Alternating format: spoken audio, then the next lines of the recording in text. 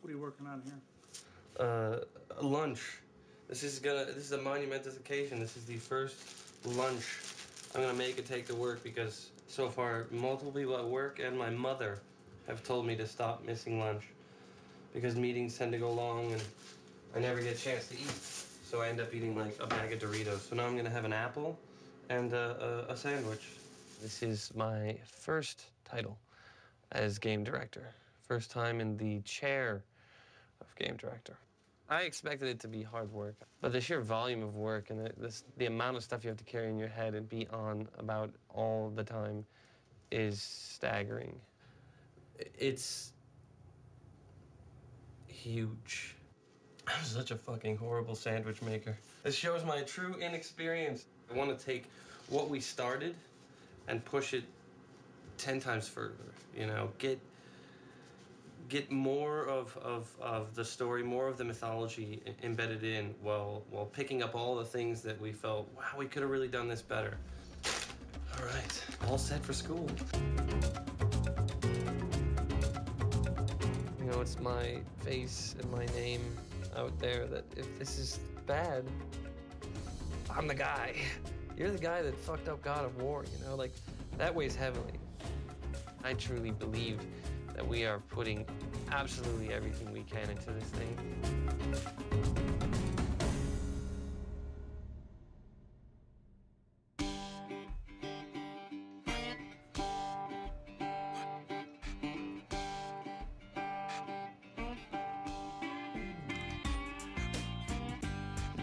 First, I want to apologize for my voice. It's a little rough. I was in Phoenix yesterday watching a football game, so it'll be cracking on and off. Go Rams.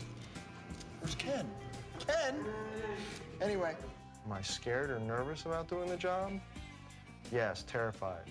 But the reality, and the good fortunate thing is, only when I get a chance to think about it. I'm not given much opportunity to think about it. We're starting to get to the point where we have a lot of stuff done, and it's going to be cool to start showing it to everybody. For the most part on the project, I'm, kind of an information person, going to different departments and like a sponge, soak up as much information as I can so I can direct people in the proper way. It's very, very challenging. At times it can be incredibly stressful, like right now.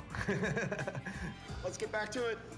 It's Rita calling from Sony. In terms of our new leads in the departments and their rising from a senior level environment artist to an art director, from an art director to a producer, from a lead animator to a game director. It's really a testament to the level of skill that each individual brings, that they have that multifaceted background, or at least the drive to pursue something and pursue it at 110%. You can't jump out to the chain until you activate it. The way a game director works at Sony, you gotta have your hands in everything. Maybe much to the dismay of some of the other people. You're the quality control, you're the check to make sure that everything stays within the realm, the mythos that we've created with God of War. I'm in meetings right from when I get in, probably till about 7 or 8, sometimes later than that at night. And then I actually have other work that I have to get done, instead of just sitting around talking like a gas bag. So it sounds like I'm bitching about it, but you know what? It's not, I'm totally into it. I love it, but it's definitely bigger than I had ever imagined.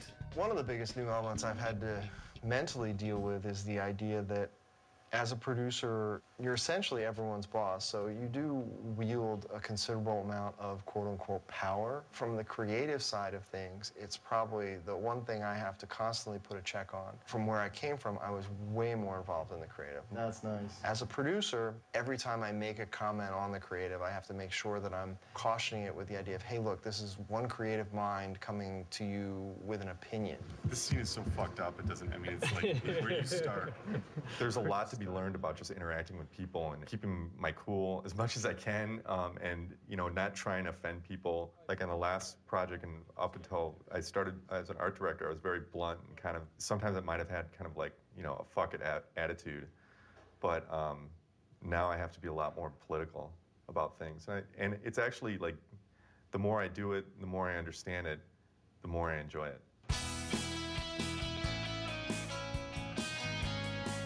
Something that we decided when we originally started the Santa Monica studio was to go for a very open plan office, so that everyone sits in an enormous room. There are very low dividers between different people's desks.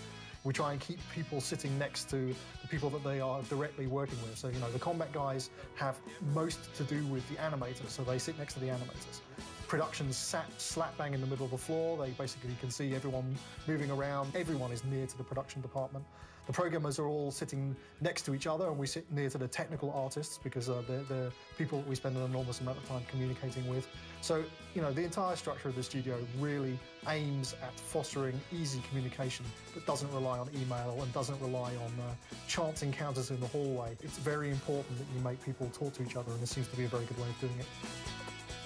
Upon my initial observation, it was like, holy cow, you know, everybody is there, and my desk in particular is right on the kind of the main thoroughfare, like I-5 running down the middle of sunny Santa Monica. So, you know, I hear everybody walk by, I hear everybody's conversations. I prefer it just because, you know, I can give Steve shit, or I can give Todd Pappy shit at my left, or whatever. I mean, for that, it's kind of a nice break than just locking yourself in your office. First coming here, I liked everything about the place except for that aspect of it, is sitting in a big, basically like a gymnasium with a bunch of desks in it, and like you could hear like half of what people are talking about all over the place, and it might be kind of hard to get focused, but it really does bring out that collaborative experience. It's in your face. You see what everybody else is doing, so you end up understanding inherently from working here and walking, you know, to go get a soda or something like that, you get an understanding subliminally of what's going on in the game.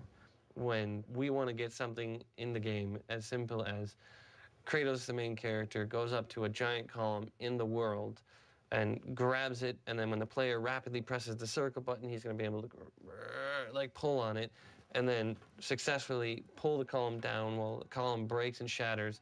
There's enemies on top of it that end up falling and dying. Just that one sequence alone, you have to involve the level guys because they basically have to create the space in which it takes place in. Those level guys will also be modeling the column. Animation has to wait until that column gets designed. Then effects have to get put on it. Then a designer has to put it in and attach it to the buttons. And then a sound person has to come in and attach the sounds on top of that. If any special code has to get done, meaning a tool needs to get written in order to get this to happen, code has to be notified early on. Almost every single department has their hands on this thing, and this is a thing that could, you know, basically take up a minute of gameplay.